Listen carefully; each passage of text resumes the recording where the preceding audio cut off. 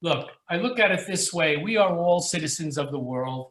We're facing some very interesting and challenging times, but there are some beautiful things about us too. And we're going to talk about some of them today and make sure that, we take a positive attitude.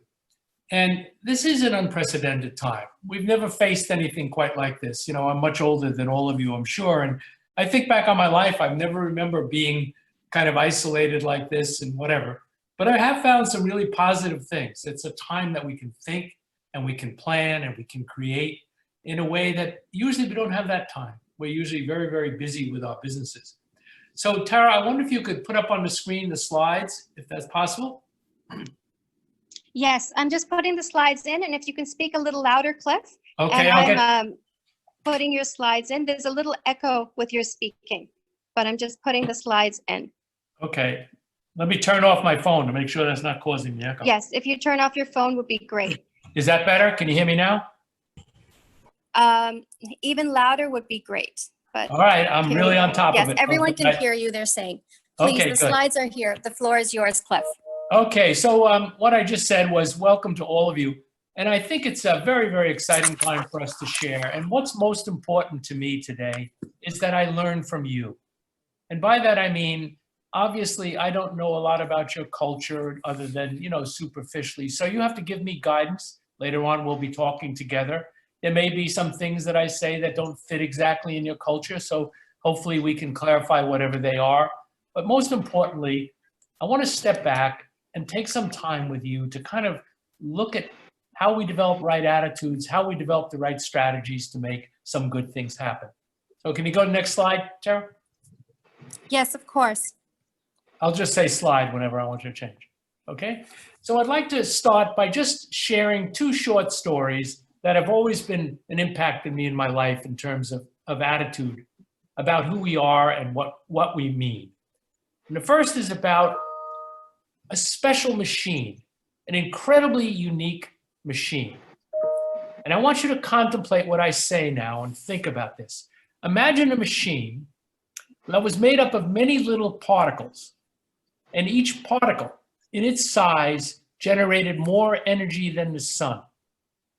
And imagine that machine could survive with fuel just given to it that didn't destroy the earth, didn't destroy anything about us, and that it could live 100 years sustaining itself and be such a wonderful thing that it could create thought, ideas, generate progress, and be something that's totally unique in the history of humanity. And that machine is you. We are this wonderful, wonderful creature that has this gift of life. It is so amazing. And our greatest scientists in the world could not create one cell or one strand of hair. But we have these gifts, and this is our life. And as part of our life, we do face challenges, and it's a reality. So today we'll talk about some of those things, but let's celebrate all through this, who we are, what we do, what a unique gift we have of life, no matter where we live in the world. And the second is a story by a man named Richard Connell. And I'll tell you about Richard Connell. He was a soldier in the war many, many years ago, over 100 years ago. And when he was wounded, he said to God, if you will protect me and save me, I will spend every day, 8 hours a day, doing something for humanity. And what Richard Connell did, he went around the world telling this story, and I'll simplify the story for you, but it really has a meaning that's always struck me. It's a story about a man in Africa. And this man in Africa became obsessed with diamonds. All he wanted in life was diamonds and riches. And he was a farmer. And one day he decided, I'm going to sell my farm and I'm going to wander off in the world in search of diamonds. So he sold his farm, he moved his family to a temporary place, and he wandered about Africa for years seeking diamonds. During that journey, he became poor. He lost all of his money. He lost his family. He wound up from South Africa, he wound up all the way in Northern Africa, and eventually he gave up and he drowned himself because he felt there was nothing left in life. Well, remember I said he was a farmer and he had a farm. On that farm that he left, and this is true, was discovered the richest diamond mine in the history of humanity, the Koh-i-Noor mines. And of course, the message of this story is the diamonds are within you. The gifts you have are the things you can create to good things. So let's take that little story with us today. Let's look within ourselves about what we can do to unleash and mine those diamonds within us. Next slide. Slide, Tara. Okay. And here's something else that intrigues me. And I wanted to start this morning before I got into business, just talking a little more about humanity. I hope you can see this picture on your screen. It's a very, very interesting picture. You can see the hands and so on. And I don't know if any of you know what it is, but I'll share with you. This is the first known piece of art created by man. It's the oldest picture ever found. It was found on a cave, I believe in South America. And it's 15 to 20,000 years old. And when I looked at this, it intrigued me because what it was saying to me was certain things are timeless. Obviously, when I saw these hands up against the cave wall from thousands and thousands of years ago, it struck me as people were reaching out for the future, reaching out, knowing that there's something before them. And I think we're all like that. That's part of our souls, to be reaching out, to be doing better, to be finding a pathway. So go to the next slide, Tara. Next slide. Okay. And my father always said, whenever you're going to talk to people or going to make a speech, make sure you tell them one thing they'll never forget. So at the end of my talk today, I'm going to tell you about this mouse, and I promise you will never forget it. Fair enough? So we ready to go forward? All right. Next slide, Tara. Okay. So it feels like we're all on this burning platform, all of us throughout the world. We're unsure what's going to happen, but we know we have to escape from it. And the way we escape is by using our creativity, by using our thoughts and our mental powers. Next slide, please. Okay. So let's let go of our problems for a little while and together explore examples and opportunities that arise from within the great challenges before us. Slide. So here's a simple example, and this is about observation. Now, I'm sure all of you have a suitcase that has wheels on it. And those of you who are a little older, remember before there were wheels on suitcases, we had to drag them around and carry them around. And if we traveled, it was very annoying, very heavy, very straining. Next slide. Okay, so this was a picture taken of what it was like when we moved from place to place. And then someone observing this did a simple thing. They said, why don't we put wheels on a suitcase? Next slide. And there it is. And we all have this elegant solution. Now, the reason I tell you this story is it's kind of funny. Because if you think, and I'm going to ask you to think for a moment, when was it decided? When did they think that people would put wheels on a suitcase? Something so obvious right in front of them. Well, the answer is it didn't happen until 1972. Next slide. The patent was filed just a short time ago. And the point of this is if you observe what's around you at all times, you will see things that can be improved. And you have to look at your business in the same way. What can I do to make it simple, to take it to the next level? And to show you how this one really intrigued me, this slide is, this patent is not that old. If you go to the next slide, Tara, it makes a point. We got to the moon before we put wheels on a suitcase. So my point is there are always opportunities out there if you just observe. If you just observe and go forward, you will find, hopefully at the end of this, we have some ways of looking at things that may be helpful. Next slide. Okay, so I want to talk about a big company and an individual who saw the world differently. Now, I'm sure all of you know of Apple, and probably most of you have smartphones, and There's a person who changed the world by looking at things a little differently. And we're going to talk a little bit about that for a few moments. Now, one might say, well, why is he talking about these giant corporations? We're mostly small businesses and so on. I'm talking about that because, and I'll reaffirm this, because the message is the same. And I'll give you a little history and a little background. The name of the company originally was Apple Computer. And it was driven by a very, very young, intelligent person, Stephen Jobs, who you all know. And if you imagine, when Stephen Jobs died, throughout the world, people lit candles and cried and whatever, something unprecedented from any businessman ever in the history of the world, because he did change the world, and he did it by looking at it differently. And he was entered into a business that there was tremendous competition. With a lot more money, there was Dell Computer, and there were compact computers, and there were a whole series of them, Asher and so on. And he built a computer, and it wasn't too long before the company was failing. Next slide. Okay. It was losing $1 billion a year and near collapsing. Today, it is the first trillion-dollar tech company in the world. And it was through genius. It was through looking at things like that suitcase and saying, suppose I put wheels on it and change it. The world will adopt it. Next slide. Okay, so here's how he did it. On the upper left-hand corner, you'll see the first Apple computer. And I remember I bought one like that for my daughter, and it was like a little hobby thing. And he did that, and it was popular, and it was successful, but it really didn't make any money. Then his next step, which some of you might remember, was the Macintosh. He came out with the Macintosh, and this was the first move of brilliance. And by that I mean, up until that time, and maybe some of you remember when you were in school, you had an IBM or whatever, and you would have to go through all these commands to get something to happen.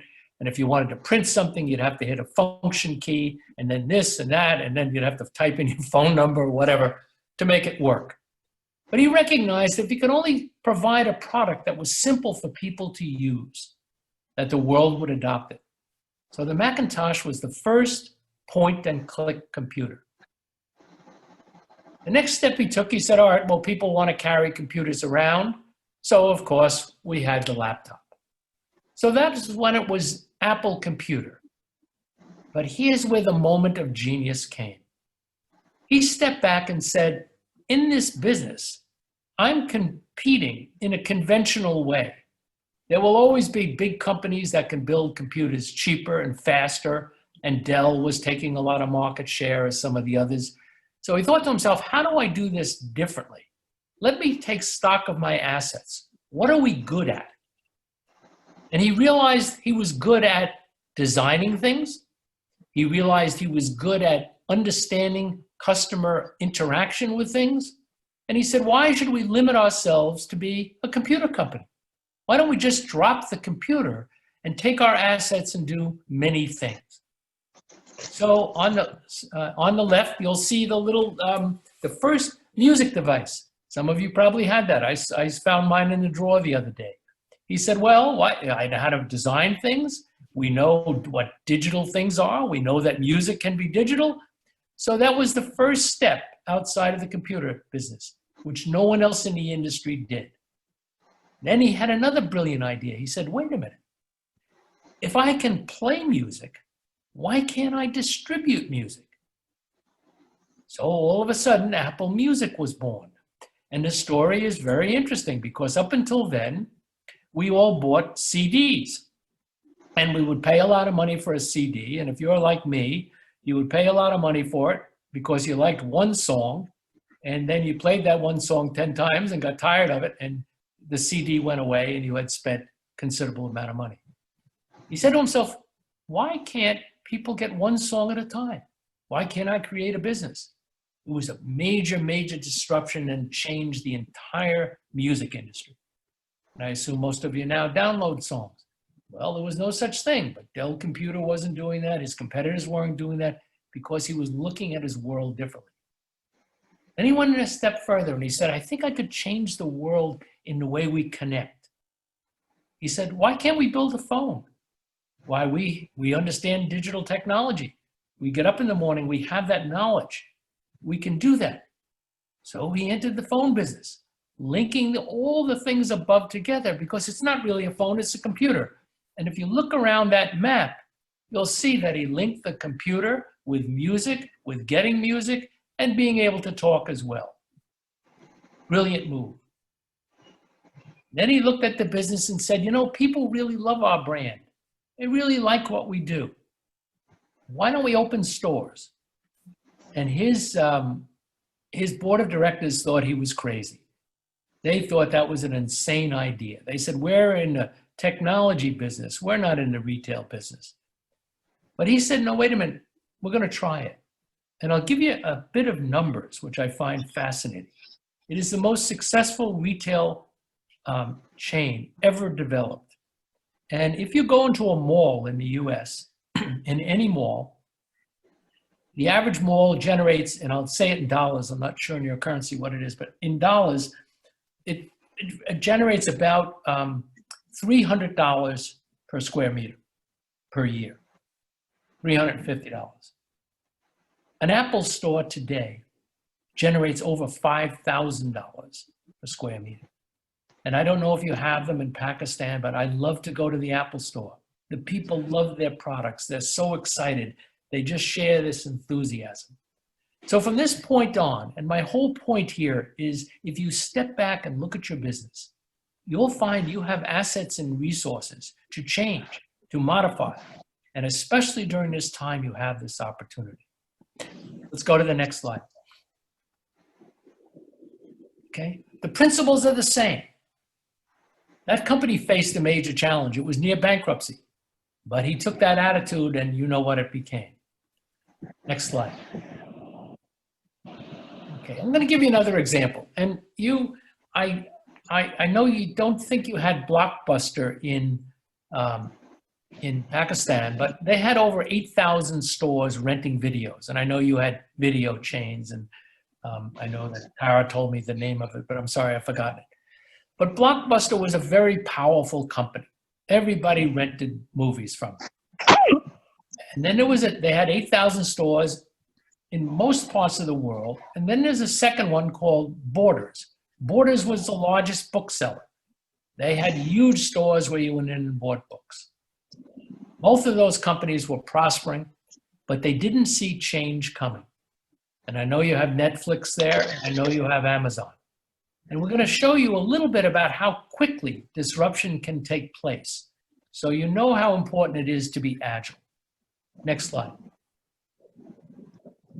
Okay, so here's a little picture of where the companies were, and I'll tell you about them. In 2007, on the left was the stock price of Blockbuster, $22 a share. Gigantic company. Within 3 years, they were out of business. Netflix in 2007 had a stock price of $8 a share. Now, Blockbuster company, or one of the big video chains, could have easily bought Netflix, but they were married to their old ways. They believed people were going to continue to come and rent for them. So when they went out of business, if you see on the right, look at what happened to the value of Netflix. It went up dramatically while this other company went out of business in just 3 short years. Now, why do I show you this slide? I show you this slide because in today's business world, we have to be incredibly agile. We have to be able to respond.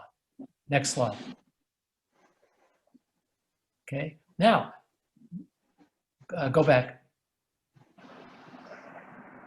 Okay, now I want to show you something else that happened. Notice that the value went up to $3.04 a share, but then it suddenly dropped. And I'll tell you why, because it was a very interesting thing. They became overconfident. Netflix said, oh, we got all this money coming in, nobody will leave us. Let's increase our prices dramatically, and let's break our service into 2, so you had to pay for 2 things each month. And the public reacted dramatically. Within days, millions of people dropped off of that service because they had forgotten their customer, and the customer felt that they had a bond with them. They had a bond with them to provide quality service at the price they agreed upon. Well, Netflix quickly realized their mistake and fixed it. And today you see where their value is up at the top, $1,600. So I show you this, like Apple, to say, how do we go about making these significant changes, and how agile do we have to be to see what's changing in the world? And our world has changed in the last month in an unprecedented fashion. Next slide. Okay, I'm going to tell you another story, because this one you will relate to, and it's a journey, very much like the Acres of Diamonds. And this is about a company called Happy Baby. And the founder of Happy Baby was my student, and she's Pakistani. And she is a charming, wonderful, intelligent young woman. And her background is this. Her parents left Pakistan during some sort of turmoil a long time ago. And they went to Tanzania. And they lived in a place where the floors were dirt. They were very poor, but they were determined to get to freedom. They saved everything they had, and they got to Toronto in Canada. And in Toronto, they got together with friends, and they put together some money, and they bought a motel in Alabama, which is in the south of the United States. And the family all worked in the motel and ran the motel. And the kids made the beds, and they did all the work. And the young woman, Shazi, was a girl, but knew she wanted to get educated. And the family prospered. They did well. And they had a little store, and they got going, and they sent their daughter to Columbia University, where she studied computer science. And then came back to graduate school and was in my program. And my program at Columbia is to take ideas that we have from our students and to make them into businesses. And I remember the day very well where she sat before me. She had beautiful brown eyes, and she looked at me and said, "I am going to create organic baby food. Because someday I'm going to have a child, and I only want them to eat the best food possible." Now, being a businessman myself, I was a little skeptical. I said to her name is Shazi. I said, "Shazi, let me ask you a question. Do you have any idea how hard it is to get on the supermarket shelves in the big chains to sell a new product? You have gigantic competitors. You are facing multi-billion-dollar companies who could copy your product immediately, who could do things that would just destroy your company. Do you realize that?" And she said, "I realize that, but I don't care, because I'm going to do it." So we worked together developing a product, and she left school, and she tells a wonderful story. She tells a story that, and we've become friends and have been friends ever since. This was about 10 years ago. She ran out of money. And she tells a story that I have no money left. I have some product that I've been building, and I was trying to get home one night on the subway. And the subway here in the United States costs $2.50. And she said, I didn't have $2.50. I was in total despair. I couldn't even get home, much less build my business. But what happened was there was a man there who saw her crying and said, "Why do you cry?" She says, "I have no money to get home." And the man gave her the money, and she went home. The next morning, she woke up. She had her first investor called and said, "I'll give you some money to help build this company." And that was the beginning. So from total despair, she began to develop products. And I think you actually have her products in Pakistan. Happy Baby is organic baby food that comes in a little pouch. She invented the pouch. Well, within 5 years, that company became the #1 selling organic baby food in the world. Shazi sold the company about 3 years ago for $120 million to Dannon yogurt people. So there's a journey for somebody with an attitude, a woman, exceptionally bright, but more importantly, driven to make something happen. And she didn't stop there. Next slide. Next slide, Tara. Okay. She became the best in the world at what she did. And that's her on the right there with these people on the right side. And we share a lot of time together. And she said, "Okay, I've achieved this. Now I have all the riches that I need. But I don't want to stop there. I want to continue to do good with what I am." So next slide, please. So she's just formed a new company, which launched last week, which brings healthy products to the skin of babies. She says we're contaminating this world. We are contaminating our water. We're contaminating our bodies with chemicals and such. I'm going to build a line of products called Healthy Nest that will be diapers for children, will be things that touch their skin. And the point I make here is she's relentless. When somebody believes in something, how much drive they can bring to make wonderful things happen. And like you, like all of you being women, Shazi brought that attitude to it. And I tell you of her journey through Tanzania, through Canada, through Alabama to New York. How if you persist and believe in yourself, remember in the beginning I said this wonderful machine we are, the ability to create and think, the ability to do things. There's not much difference in our intelligence, but there's a lot of difference in our drive and attitude. And that's what makes great entrepreneurs. Next slide. Okay, so let's start with what do we do now during this adversity? Well, the first thing I would say is you've got to protect yourself, because if you don't take care of yourself and your family, then you have nothing. Next to that, of course, we want to take care of others that are around us, like our employees. And let's talk about each of those things. First of all, to survive, I would say you should have a plan to say, I have to have a 3 or 4 month plan to survive. I don't know when this pandemic is going to be over. No one does. But it's going to be a while, even if it stopped tomorrow, before businesses come back. So I would say, what do I have? What do I have in my own resources now that can sustain me for 3 or 4 months? And that's something you have to reflect on and be honest about. Some of you may be taking care of families. Some of you may be taking care of parents. Whatever it is, understand what you need to eat to be comfortable as much as possible for 3 to 4 months. Once you've found out what that amount is or what that resource is, then take that and subtract that from all the assets you have and determine the amount you have left for supporting your business in the interim. If you have some money left to pay payroll, do you have to pay rent? Or if you cannot, then be realistic about it. Be aware that survival comes first. That's the first rule of humanity. The second thing is we build upon that. So be realistic.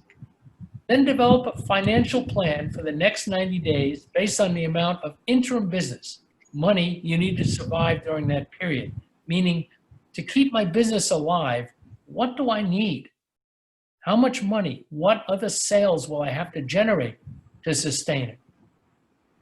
Then consider a reduction of payroll or eliminating vital workers. It's hard. It's hard. We've all been through it. Discuss reductions in all areas. Talk to your key people and tell them how you really want. Somebody's not hearing me? Tara, can you hear me?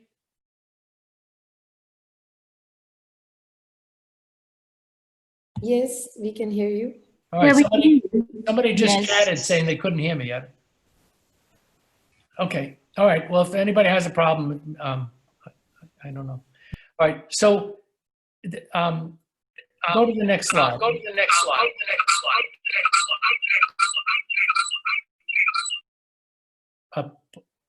I don't know what that was. Okay, are there products that you might have access to? So some ideas I was thinking about last night after listening to Tara and such. Pakistan is a huge country. You have a few 100 million people there. There are needs that people have, and like the suitcase with the wheels on, observe very carefully what things perhaps you could sell through the channels that are open. What could I possibly put in supermarkets or pharmacies or petrol stations or hospitals that I have the knowledge to either build, sell, or that are part of my product line?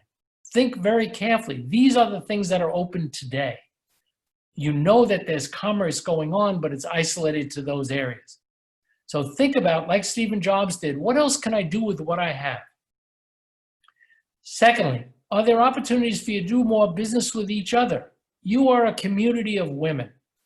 And this morning when I got up This morning when I got out of bed, I was talking to my wife and I said to her, you know, before I went to sleep last night, I was thinking about talking to these women today in Pakistan. And I said, a thought struck me, and I'm just going to tell you what my thought was. What if you were to band together and create a community, starting with yourselves, that perhaps could get some sort of a common area to sell your products, and have a theme of women supporting other women, and really only take women as customers so that they would feel they're doing something for each other, and have a place where maybe you could bring multiple products together, multiple skills together, and prepare for this for when we come out of this, where you are a sisterhood of people doing something together and positioning yourselves as to who you are and what you mean to society, and that you have the dignity and the power to create business together. Just a thought. Now, whether that's possible in your culture or not, I don't know. But I was fantasizing about seeing a line of women outside coming in to get your products from one place. Then use this time to sell each other's product lines. Discuss among yourselves, form little groups. What do you sell that I could also add to what I sell? Is there a way we could work together to combine our products to, in fact, bring them to the market? So these are things to immediately think about. Next slide, please. Okay. Could some of you, and I said this to Tara yesterday, we chatted, and by the way, Tara is such a wonderful person. She's so committed to all of you. And I just kept saying to myself, thankfully, we have wonderful people like this in the world who really want to fix things. Could some of you some of you I know are in the cooking and the restaurant business. Could you run online cooking classes for those people who probably have never really cooked meals? They've had people do it for them. Charge a modest fee and make it a social gathering so people could have a little dinner together. One of the things we're doing here in the United States, and I know you don't do this in Pakistan, but we're having online cocktail parties. So all your friends come online and see each other, and we have a drink and a snack, and we talk. And after a little while, we feel like we're in a restaurant with them or something. So you might think a little bit about that. Think about distribution hubs. Is there some way that with all the empty buildings that are going to be around, where we could pool points from which we distribute our products so that a customer could get multiple products from us simultaneously by going to those centers or receiving them from them? So if each of you sell a different product, let's say something for the home, that maybe if we did something from the home, for the home, I mean, we could put a bunch of products together going to the home in one delivery or to be picked up at one spot.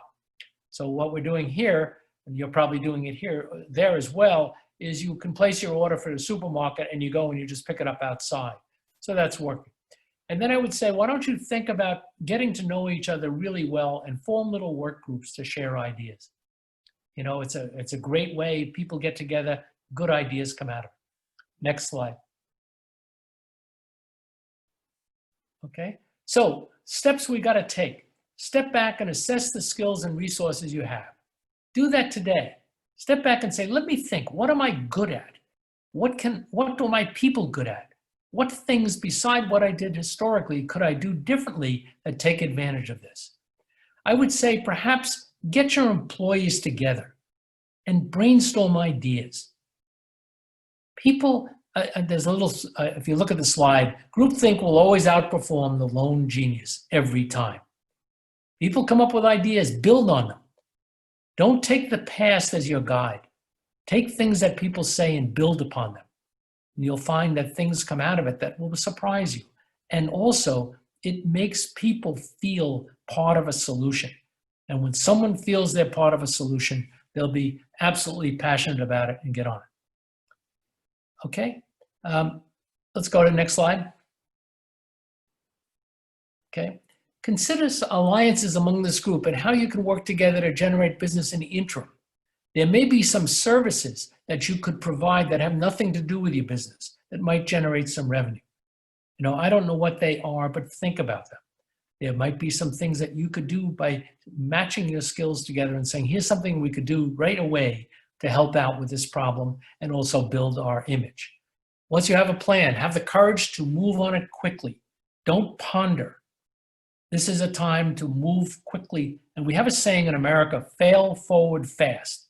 And by we mean that is don't be afraid to take a challenge. If it doesn't work out, just go on to the next thing, but don't stop. Keep moving quickly. If desperate, consider sharing equity in exchange for pay reductions with your people. And by equity, I mean potentially part ownership in your business. So if you have some key people and you're struggling to pay them, say, look, if you can survive on this small amount of money in the interim, I'll give you some shares in the business. Now, some of you may not want to do that, but others of you might consider it. And make sure you emote confidence. You have to know, my father used to have a great saying. He said, people will follow someone who looks like they know where they're going. Show that you are going to move forward and you know where you're going and you know you're going to survive and you know you're not going to get down on yourself and say, poor me, this happened to me. Rather, you're going to be the leader that says, we're going forward. We're going to solve these problems. Next slide. Okay. So before you launch anything, be sure you know this. Do I have the necessary financial resources? Don't try to do anything new unless you know you can support it. You don't want to run out of money. Second, do you have the knowledge to succeed? Do you have the skill set necessary, or can you get the skill set necessary to make your next move? 3, have I talked to prospective customers and confirmed they are interested? We have a saying that I always laugh at. It's called, be careful not to create customers in your mind where you believe that others are going to just love what you love. Go out and talk to people. How much will they pay for it? What's realistic? And this is important to me. Do I understand my break-even point? How long will it take to get there? By break-even point, it means when I have enough money coming in to cover my expenses. I find that that's one of the biggest mistakes that I see in business, that even sophisticated people often miss that. They don't know how many transactions they're going to have to do before they make money. Are my employees on board? By on board, I mean, are they with me? If they're not going to help you. So you have to probe that. And are you passionate about your idea? Are you passionate about finding this pathway? Next slide. So we happen to live, ironically, even though this is a very challenging time, we live at the most incredible, greatest time in the history of the world. And I'll prove it to you, just to create our mindset before we go to your questions. Go to the next slide, please. Okay. Look at what's happened in this world. Undernourishment in the undeveloping world. 35% of the population in these countries was undernourished. We're down to 13% in 2015 and continue to move. So we are making great progress with world hunger. This is something we should be proud of because it shows we are the community of man and we're paying attention to these things. Next slide. Longevity. Longevity, you can see this slide is, oops, I'm sorry. Okay, you can see the things that we're accomplishing, right, with people, diseases and such. You can see how they're being reduced all over the world, sub-Saharan Africa, all throughout Asia and so on. So we're making great progress and you're part of this. This is something that's very exciting. This is something that is going to make us a better planet. Now we have to get smart about the ecology of what we are, about what we're doing to destroy our planet, but as human beings throughout the world, we're doing much better. So let's not get down on our situation because it's something that is going to pass. Next slide. Now, remember I started off today, said I'm going to tell you something that you'll never forget. And remember the mouse? The mouse on the left was the mouse I put up in the beginning. And notice this little mouse, he's like me. He has gray hair. He's pretty old. And he was near death. He's coming toward the end. And his heart rate was down, his kidney functions were down, and so on. But through some experimental medicine that some geniuses at our university and such developed, here's a picture of the same mouse. This is the same mouse. Notice his hair has turned brown. His activity level has gone up dramatically. His kidneys are functioning better. We are beginning the quest to lengthen life. We are beginning to reverse aging, believe it or not. So during your lifetimes, you're going to see things that you couldn't imagine are going to happen. That's the same mouse 4 months later. He's active, he's excited, and he's going forward for a longer life. So I want you to think about that you're young and great things will continue to happen. Next slide. Okay, so here's 2 thoughts before I stop talking, and I want to hear from you and get some comments. This is Mark Twain. Mark Twain, if you don't know him, was a famous writer in the United States, very humorist and a very, very clever guy. And this is a quote from him. And I love this quote. 20 years from now, you will be more disappointed by the things you didn't do than the ones you did do. So throw off the bow lines. That's the line that keeps a ship tied to the anchor. Sail away from the safe harbor, catch the trade winds in your sails, explore, dream, and discover. That's a message for all of us. Don't be afraid. Next slide. And here's a quote by Stephen Jobs. Your time is so limited, so don't waste it living someone else's life. Don't be trapped by dogma, which is living with the results of other people's thinking. In other words, think for yourself. You have that power. You are that wonderful human being that I mentioned in the beginning. Don't let the noise of others' opinions drown you out. Follow your own inner voice. I know in your society you are facing some things that are very, very challenging. And I know that there are certain restrictions of women and pressures on you. I'm aware of that. But know that you are this gifted person and don't be afraid to move forward. They somehow already know what you truly want to become.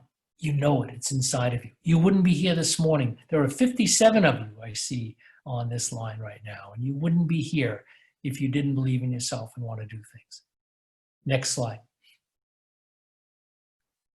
So you're in a race that you can win, and know we will. And let's share some ideas now. I'm happy to open up to questions, and I did have a few from some of you, and I'll address those as we go. But Tara, if we can open it up so I can hear them, and I'd be delighted to discuss anything. And I hope that this was something to think about this morning. And Thank you so much, Cliff. That was wonderful.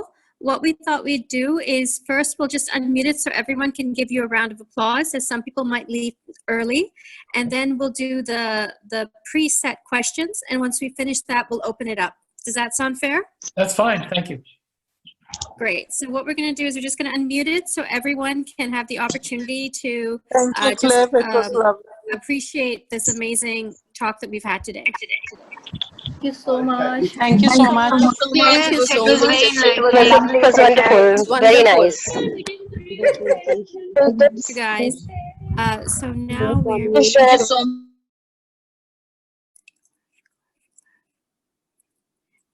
then we have Cliff there, and Cliff, we've sent you, I think, 8 or 9 questions in advance. Do you Okay. want to read them, or you want me to read them out loud first? Well, I have I have the ones in front of me that I got last night. So why don't I just address them as I So go. why don't you read and answer them, and then when we finish that, we can open it up. Okay, the first one was from Yasmin Dadboy. Is that how you say it? Do you have me up on the screen now, Tara? Or are we still on the Yeah, I'm slide? gonna stop the sharing. Oh, okay. There you go. All right, good. Yasmin, you asked about new manufacturers starting manufacturing locally. Is this a good way to go? And I would say it's hard for me to answer that, but I would say if you answer those questions that I put up today and look at the market and assess what kind of resources are needed, the first step you have to do is get knowledge about that before you just take an idea and plunge into it. So understand the resources required, understand, what you have to do to make it happen. Are the supplies available to manufacture something? Give that very, very serious thought. Otherwise, you could wind up spending a lot of energy and a lot of money perhaps before you go. So I don't know what the product is you're thinking about, but go through it very, very carefully. Make sure you talk to customers. Are they interested in it? How much would they pay for it? Make sure you take that approach right away. The next one was from Seema. And maybe somebody can answer this question for me. She said a Caragor, a fleet of Caragor. I'm not sure what Caragor is. Karigar. The tailor. It means a tailor. Tailors. Someone who's- Oh, okay. All right, good. I wasn't sure. I was thinking it was some sort of truck. I didn't know. So I would say, again, use the approach we said. I'm not sure exactly what you wanted to do with them, Seema, but I think, obviously if you can get networks of people to produce, and if I were in the tailoring business right now, and it is a tailoring business, I assume, one of the things needed in the world immediately are masks, hospital gowns, things that you might go into rapid production of very, very quickly to take advantage of a need that's there, because throughout the world, they're begging for these products. The other thought I had, which I think actually Tara laughed at last night, I said, maybe you could make designer masks, safety masks, because, there's always some people that you could have sayings on them or, be happy or whatever, or they could just be colorful and fit with people's dresses or suits or whatever. So, you might want to think about how could you use those skills to do other things. There's a wonderful movie and a play called Kinky Boots. I don't know if any of you have ever heard it, but it's about a company that made, and it's a true story in Scotland. It's about a company that made boots for soldiers. And when there were no wars around, nobody was buying the boots.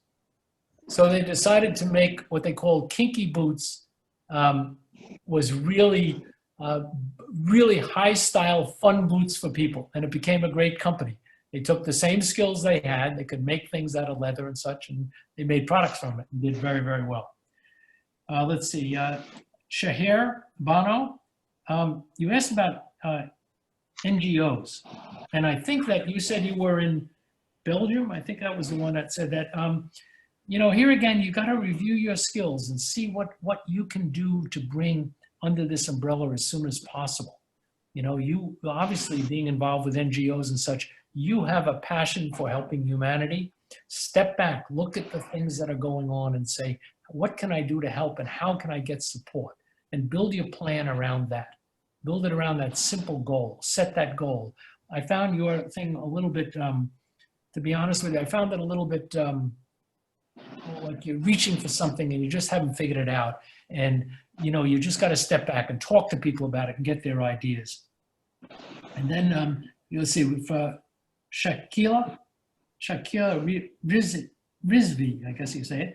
Not sure what businesses you were focused on. I read your thing, Shakira, and I couldn't quite understand what it is that you did. And it sounds like you were moving toward a different area. And you mentioned about I suggested in my notes to you when I looked at it, connect with universities, see what kind of skills you can get, because you said you didn't have the skills for computer programming and e-commerce and so on. But you have a lot of students right now that are out of school. So why don't you see if you can reach out and get some of them to work in the home to help you build websites or whatever it is you need, to launch your business. Shanaz Banatawala, you're worried about your workers. I am too. I would take that model that I suggested, take stock of your resources, put yourself and your family first. What do you need to survive 3 or 4 months? Look at what's left, see how you can best work with your people, and you might even think about trading them some ownership for dramatic reductions in their pay. In the United States here, a lot of companies are reducing pay just to keep people working. So for example, my daughter is in genetics. She's runs a worldwide marketing for a genetics firm, and they just cut her pay 20%. And they said to her, look, we want to keep as many people as we can. This is what we have to do. And she was perfectly fine with that. And then they gave a promise when things are good, they would make it up to them. So you might think along those lines, that might be helpful. I'm sorry, it was Alexa that was in Brussels. I apologize. I didn't understand what you were saying, Alexa, about 4 and 5G won't help. I didn't understand that. First question is, none of us know when this will end. You asked me that. I have no idea. I do think it's, we have to be careful of the surges of the disease. And I'll give you an example. In the great Spanish flu, I don't know if they call it that in Pakistan, but this was the the virus that went through the world in 1918, and it killed over 50 million people. It was very odd that it suddenly disappeared. So we don't know. We don't know what will happen. We're hoping that maybe warm weather will kill it. We don't know. But you have to plan at least 3 or 4 months, I would think. And then even then, I think it's important that we realize that the economies are not going to bounce back the way they were immediately. So just some thoughts on some of the notes that I got from you. And I'm sorry if I wasn't clear on some of it, but I did my best to kind of address some of the questions that were asked. So why don't we open it up to questions? Cliff, can you hear me? I can hear you fine. Yeah, somebody else just unmuted, but Perfect. yeah. Sorry. So we have 5 more questions given in advance. Can we read those and you answer them, and then we'll open it up just so they make sure they get Sure. asked? I'll try. Okay, This is the first time I've heard them, so let's see if I can respond. Okay. Okay, we'll try our best. This is from Kortalan Ibrahim, the managing director of AC Nielsen. She's asking which type of businesses are going to do well in the future. Okay. So I think there's 2 areas I think are going to be great opportunities, and they have already emerged as such. And the 2 areas that I invest in today and the companies that I sit on the board, I only focus on things that will improve the environment on Earth. So that covers the energy industry, different ways we produce power, different ways we keep the ecology clean and such. That's going to be tremendous growth. And the other one, which is exploding with progress, is medicine, the field of medicine. We are changing healthcare dramatically, the way we deliver it. In America here now, and I'm sure it's true there, no one's going to the doctor. It's all being done online. This is unprecedented. And guess what? The doctors seem to like it. The people seem to like it. Between that and the research, we're going to deliver health in a much different way. I'll share you a story that I think you might find fascinating. Remember I said my daughter was in genetics, and they study the genes of people, and she was in cancer. And she said, here's what they do now. If they find that a family has a strong strain of cancer, especially among women, they focus on women, and they determine from their genes that they have the gene that will create cancer in them. There are ways now to take the egg of that woman, to examine it, make sure it doesn't have that gene, and use that gene to produce the child. Now, why do I tell you this? If you think about it, that means that line of cancer is gone from that line forever. So we're going to see things like that. We're going to see a lot of new types of medicines and common deliveries. We're going to see a lot type of new equipment. So I think between energy and medicine, those are the 2 areas I think will be most explosive.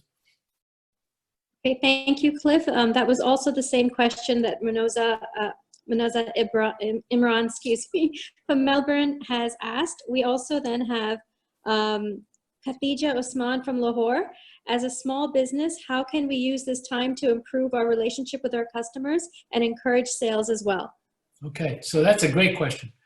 The way you do that is by connecting with your customers. A big mistake that many, many people make in business is they don't go out and ask their customers how they can improve.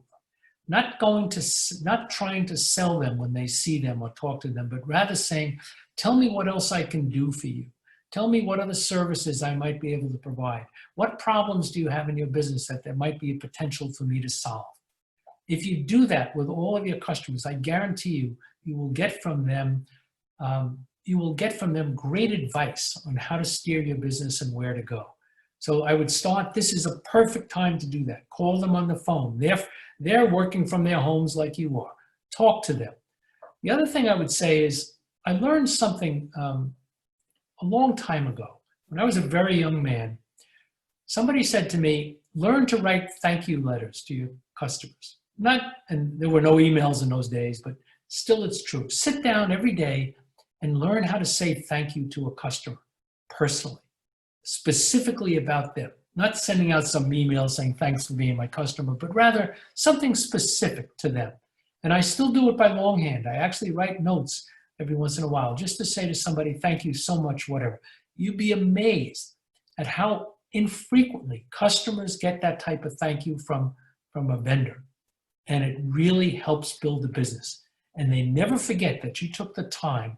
And I try to say things in my notes to them like, oh, I noticed the pictures of the children in your office, or how is somebody in your family, whatever it is, to show that you are writing to them. That's a very, very powerful tool. This is a great time to do it.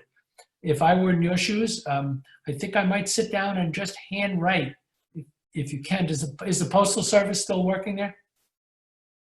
Are they delivering mail? No, TCS has stopped our delivery service I mentioned to you, our FedEx equivalent. At the Okay. moment, they're stopped.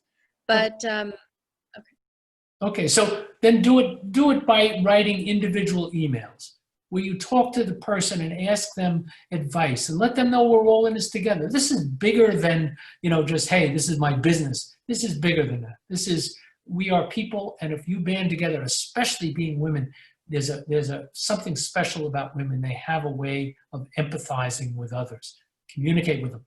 Let them know you're thinking about them and want to share and get through this together. I think you'll find that very powerful.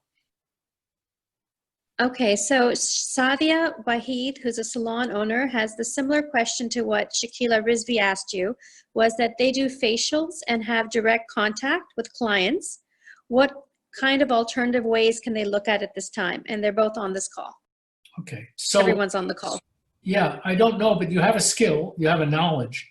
Is it possible that you could run some kind of classes or actually have online doing of these things where you could connect with them? Like I'm looking at Tara here, if she were instructing me as something to do, or it's just so you keep contact with them, because obviously you can't touch them or be in front of them. So any way you can set up time to get to them, give them advice, whatever it is your skill is, maybe there's a small amount of revenue you could get from that. But if not, you're still connecting with your customers and getting ready for when they come back. That's the only thing I can think of. Okay, great. We have Sanila Khan. She's a makeup artist. She's also one of our Educator Girl Scholars. And she said that she started her blogging page and she's facing certain problems. She's a 20-year-old student, so she doesn't quite have the resources to run her business. And now there's the lockdown. So one, how should she go about thinking of resources, and how necessary is investment? I know you spoke about that in your presentation.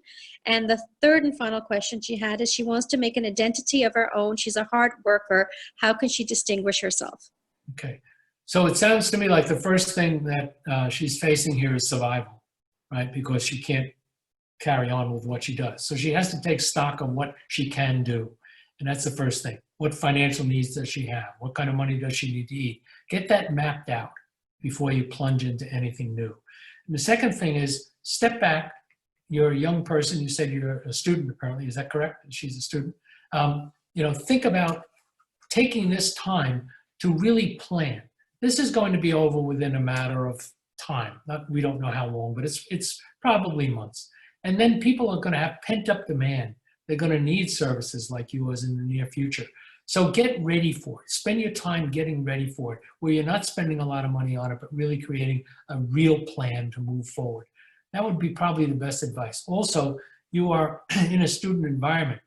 Can you connect with them? Can you find skills? Because there are people at home right now, one of the projects I'm working on is a children's book to learn about the human body.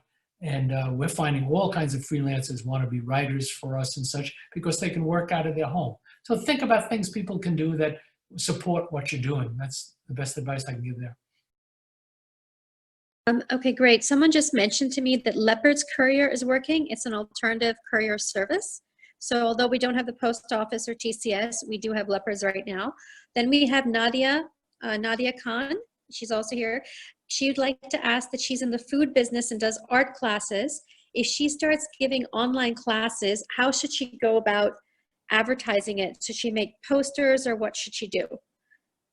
Well, I would say she should start to try to do some viral promotion. She has people, obviously, that she must have encountered during her art classes, and hopefully she has their emails and such. Begin by reaching out to them. See if they can recruit others. Maybe she can do online painting classes. Maybe she can do this for small amounts of money, but if you can build numbers, like I'm looking, we still have 51 people on this call. That's pretty interesting. 51 people. Can you imagine the knowledge between all of us, the hobbies? I'll bet you among those 51, there are 5 people that would definitely like to take some art classes. So just play the numbers, get the word out there as aggressively as you can. That's the best advice I can give you, and see how you can turn that into a small revenue flow. We have Nazli Abid, the Bells and Bells. She's an event management company, and she does those little giveaways that you give out at the end of an event. And there's no birthdays, anniversaries, weddings, or events right now. So she's wondering what she can do at the moment. Do you have any advice for her, Cliff?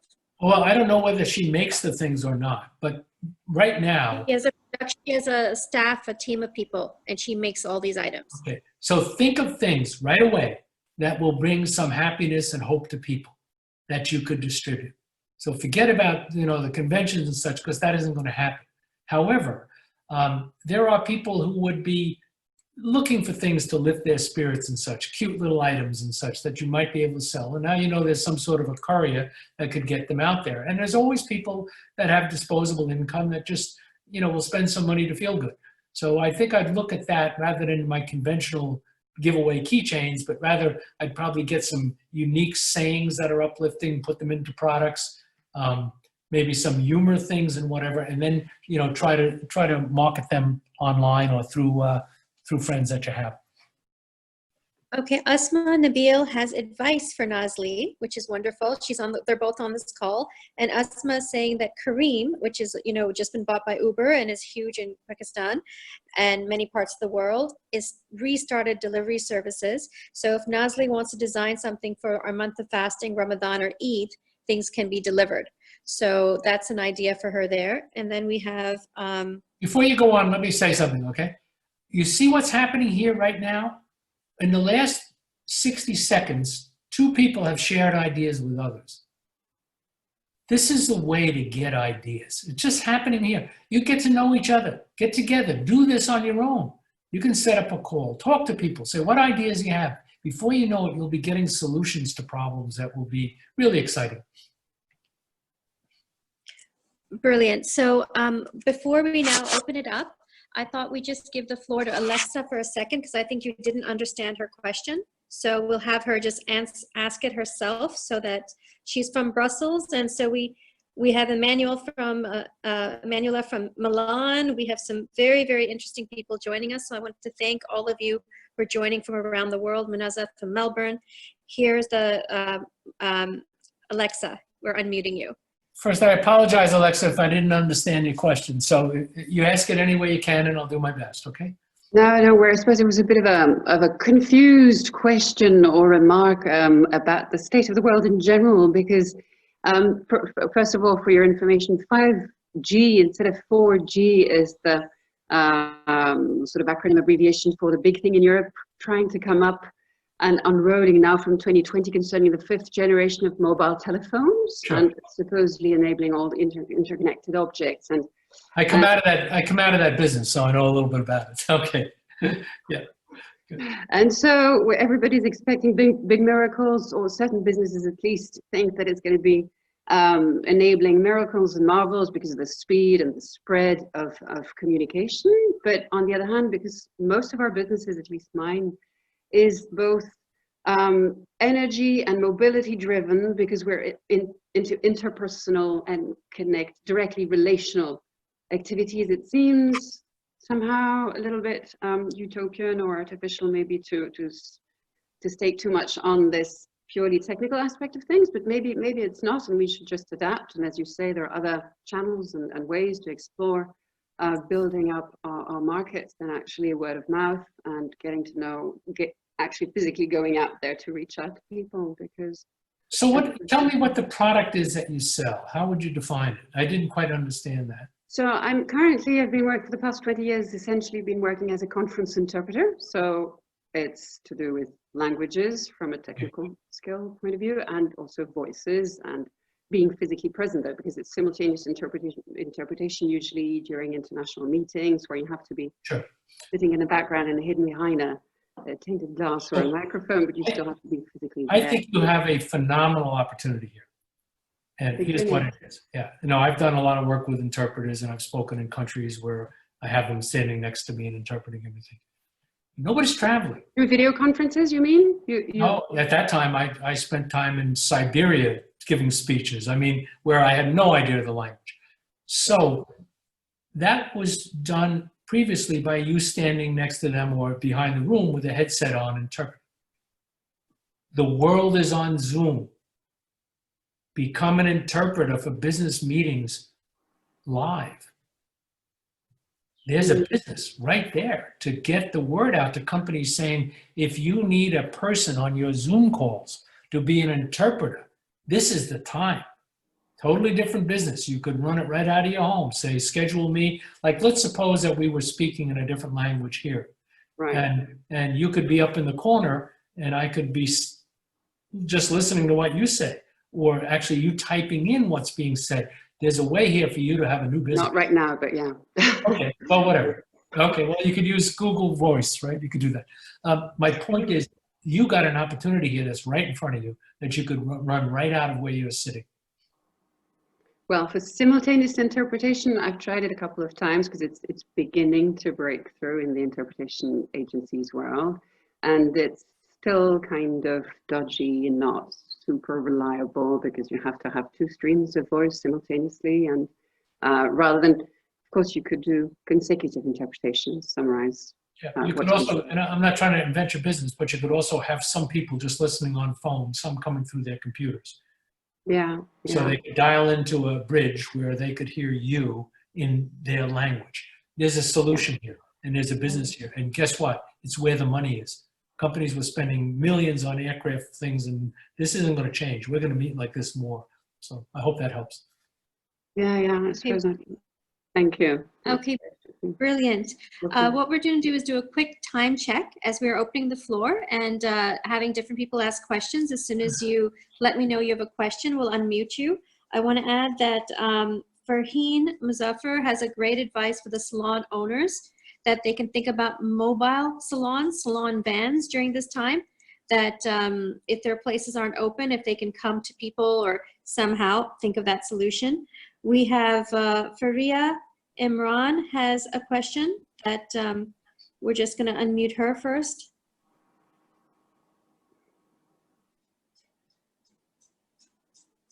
Faria, you're unmuted. Okay, thank you. First of all, I just really wanted to thank, it was an amazing session. This was my first ever time that I attended something like this. And I'm glad that I'm already into health and care. I'm a nutritionist by profession. And I was already conducting my profession from past 4 years online as well, connecting globally through, because I belong from a network marketing company as well. They produce nutritional products, so I was already into that marketing.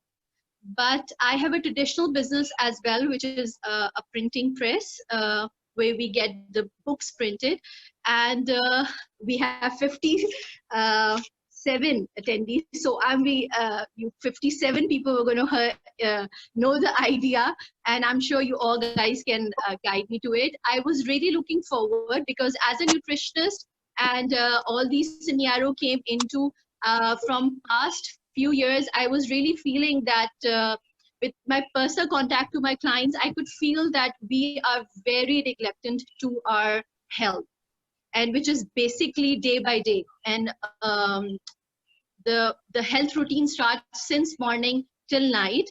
We exceed into our professions, whatever it is. We do get successful, but having health issues really get us somewhere. And now this thing came into it, that although being into this world with so much technology, we are still not able to get hand on it. That whole economy gonna go down, just because if we had a good immunity system into the bodies, we might have been able to fight from this kind of viruses, which is not only today, they might come in future as well. So I had some ideas that I really wanted to merge my two businesses, which was one printing press and other was already the profession I was carrying on, which was online and health. So right now I really wanted to know, because the printing press has gone total on lockdowns, no production there, not allowed. So what I can do now? Well, so you could e-publish, which you could publish electronically. So in the interim, you could be producing your books because you have to digitally set the print anyway. So you have the files that you could sell as online books, right? Yes. Right. So Oh, I never thought like that. well, remember I said before, look at the assets you have. Well, you have assets, you have content, you have books. So, you know, you could do that. The other thing you could do is, I don't read books so much anymore. I listen to them, audio books, you know, unless there's some pictures or something. So I put my headset on, and instead of using, you know, reading, I listen, because I listen better than I read. So you could take some of your content and record them and sell recorded books. So yeah, so you got something. So do that exercise to think about your assets. You know, if you send me an email, I'll send you a link of some of the things that I'm doing in that space, which is I'll Yes, show you. please, I would like to have your email, sir. So if I have any further ideas, so I can get it clear from you. Yes, I'm sure Tara will make it, and I'll do my best to answer if you ask. Okay. Okay, Right. great. So now we have, Manoza has said that she can design online webinar courses regarding nutrition and print them. So she had a similar suggestion as well. So that's where the group, as you said, can also help each other. We also have Sherbanu, who has a question that even if the present challenge is over in a few weeks, the economy will need to recover, which is what you mentioned. As a journalist, what did you think that Sherbanu should do to equip herself to take up challenges coming in the next few months? So I think that she's an independent journalist. Is that, you know, she? Yes. Right. So obviously I'd focus my content immediately onto things that are timely. And there are going to be plenty of subjects there. Where are we going? How are we going to change our behaviors? You know, what was just said is so true. I think this is going to create a worldwide consciousness of health and things we can do. So if I were a writer now, I'd be really focused on those subjects. Or if it's more comfortable, be focused on the economy. What's coming back? What's changing? You know, I don't think, like I was thinking the other day, that the reality of it is some of the behaviors that we historically had are changed forever. They're never going to go back. So I could write about those, right? You know, the idea that we're linked together this way, that I can be looking at Tara here in Pakistan, you know, virtually 12,000 miles away, is amazing. And this kind of tool is going to change the way we behave. We're going to get to know each other better. I'll share with you one other quick story, if you don't mind, about a revelation of that. I taught in Africa. I taught women in Africa, women and entrepreneurs in Africa, and I went there a number of times. And it was a wonderful experience because it's a very different world. And I went to visit a village in Africa where it was the most primitive place I've ever been. They had no running water. They had no education. They just had animals. There was no sanitation. It was very, very crude. But when I was there, the people were friendly and so on, and I had an interpreter. And that interpreter asked me if I'd like to meet the king. And I said, sure, I never met a king. I'd like to meet the king of this tribe or whatever it was. So I went, and there was this guy there, and he had his arm around me. He was an elderly man. He had his arm around a little girl, which was obviously his grandchild. And through the interpreter, I realized through our conversation that we all think about the same things. He was anxious to tell me about his grandchild and so on. And after the conversation, I went to walk away, and I got about 10 feet away, and I was totally startled. I heard a noise that I couldn't believe. And I turned around, and he took a smartphone out from under his robe. I almost died. I couldn't believe it, that he would have a smartphone in the bush of Africa where they didn't even have running water. So I went back and talked to him, and he said to me, you know, through the interpreter, that he was the king, so he had it, and he would trade chickens or whatever to get it charged and so on. But the thing that came to me is that man's going to be a customer. He's going to be a customer someday in this remote area that hasn't changed for thousands of years. So as you think about change, if I were a writer, I'd be writing about what are these things that are going to change, making people aware of the dynamics that are happening. So that would be my suggestion. And then try to publish them and try to send them out to publications, or, you know, e-publish them, or have your own talk show. Put it on, you know, put it on a web channel and talk to people about this. So just take those skills you have. You can write, you can use them. Great. We have Ruth Anish from Legos, and she's an architect in the construction industry, and she does design. And since there's no renovation, consulting, or having any clients at the moment doing any construction, she's wondering how should she go about sustaining her business and her skills. Well, with no construction going on, I would think that the one gift that is possible here is it's time for you to design on your own. And maybe you could come up with some projects that you could recommend people to build around. So take your designs, your own creativity, and rather than responding to a particular job, use your own creativity to create some possible plans to do things. And perhaps you could sell them online. I don't know.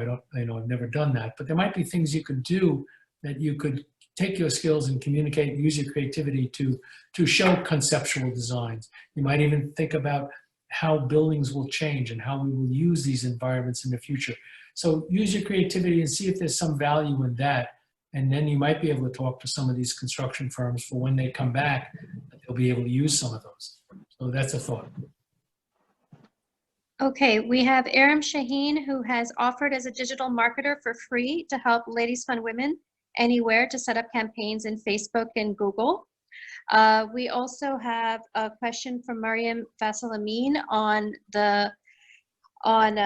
education. And right before you answer it, some people have to leave, so we had just some housekeeping. So we wanted to quickly mention. Overall today, there were 64 people on the call, though some came and went. And there's currently, I think about, I don't know what the number is, but we wanted to thank each and every one of you for being on the call at some point. There's 43 right now. And we also wanted to mention that there's next week's call is going to be featuring Dean Allen on the pandemic. He's a historian from South Africa who knows inside out about the Spanish flu and was speaking on that. So please do register and be a part of it. You're all welcome to it. It's at the same time. And we're going to play his video at the end. It is now getting towards almost 6:30. So what we'll do is we'll just give the floor to Mariam about education and unmute her so she can ask specifically her question in the sphere. As you know, schools have been closed. So it's actually a very, very important question. And thank you once again for all being on the call. And we'll be finishing in 6 minutes. So Mariam. Hello. Hello, everyone. Hello, Cliff. How are you? I'm great, thank you. It is a great session. I'm so happy to hear all the suggestions and very informative. I had a question related to education.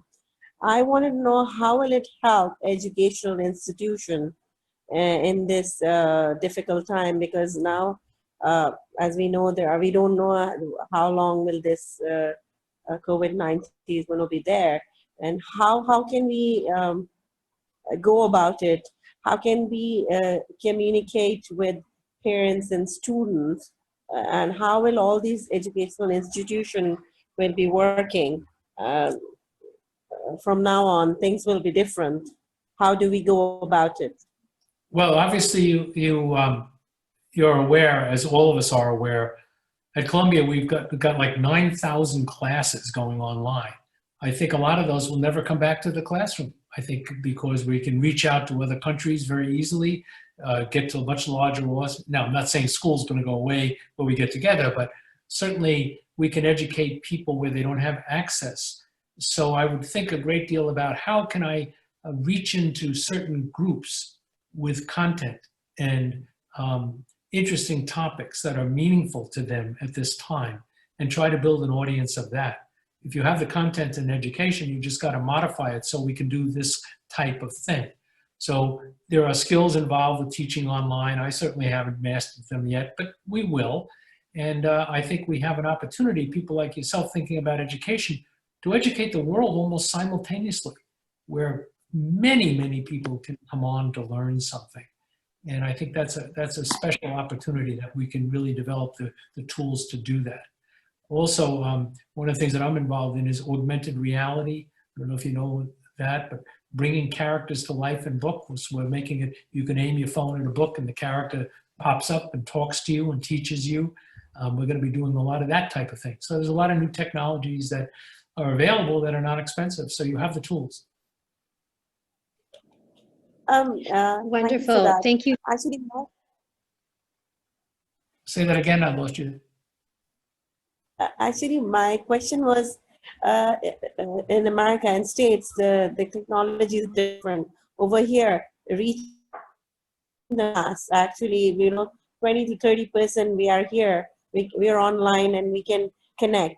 But I was actually talking about the people who are underprivileged and how would we reach to the 70% of the masses to educate through virtual, like online telecommunicating, teleschooling, or how would you look at what would you suggest? If 70% don't even have smartphones, which I don't know, but if it is, you might think about centers where you let them go and sit and watch. So you set up a screen somewhere and have them come as if it's a classroom. So you could teach 100 people at once. In poverty areas, put up a screen and say at 2 o'clock today, we're going to have a lesson on so-and-so. So think about how you can bring them together, because that's going to come soon. Oh, that's a great idea. Thank you so much My for your pleasure. precious suggestions. Thank you so much. Sure, my pleasure. Thank you for that, Mariam. And PTV and the government is putting on Pakistani television educational programs now. We Yes. also have another question from Yasmin. So she's asking a question specifically on consumer goods and saying that, let me just find it here. She's saying that pet foods and other consumer goods, what's going to happen to them moving forward? And so if you could kindly answer that, Cliff. So I know people love their pets, so pets aren't going to go away. I assume it's the same in Pakistan. I think the what's going to be different maybe is the distribution methodology, right? But if I were going to sell pet food, I might even, again, set up a little channel where I teach people about their pets and teach them about nutrition and begin to build my brand around that. And then if there's delivery services available, maybe you can sell over that. So yeah, that's a market that's probably not going to change too dramatically, maybe just the way we market to it. So I think we're coming down to the time, and I just want to take a moment to thank all of you for spending the time with me. I've learned a great deal from you, and Tara, thank you for having me as a guest this morning. I hope we talked about things that were meaningful, and you are delightful people, but the biggest message here is band together. Just alone among the 50-some that were on this call, there's phenomenal knowledge, phenomenal sharing. Make each other's customers, create little groups, and work from there. And sometime if you want me to come back, I'd be happy to do that. Thank you so much, Cliff, on all our behalfs. The entire call has been recorded. I think about 5 or 6 people joined the call in the last few minutes. So they've been asking about how to get a hold of the content. We have recorded it, and now we just have to figure out how to get it to you from the recording. And that's our next step, but the plan is to give it out to everyone. Thank you all for your time. We had mentioned there'd be shared stories and people could talk about their biggest business problem, but we're going to delay that till another session because right now we are running short of time. So thank you all for being here today and wishing you nothing but the best during this time, both health, safety, and economically. Thank you all. So we will end the call right now. Thank you. Thanks. Bye-bye, everybody.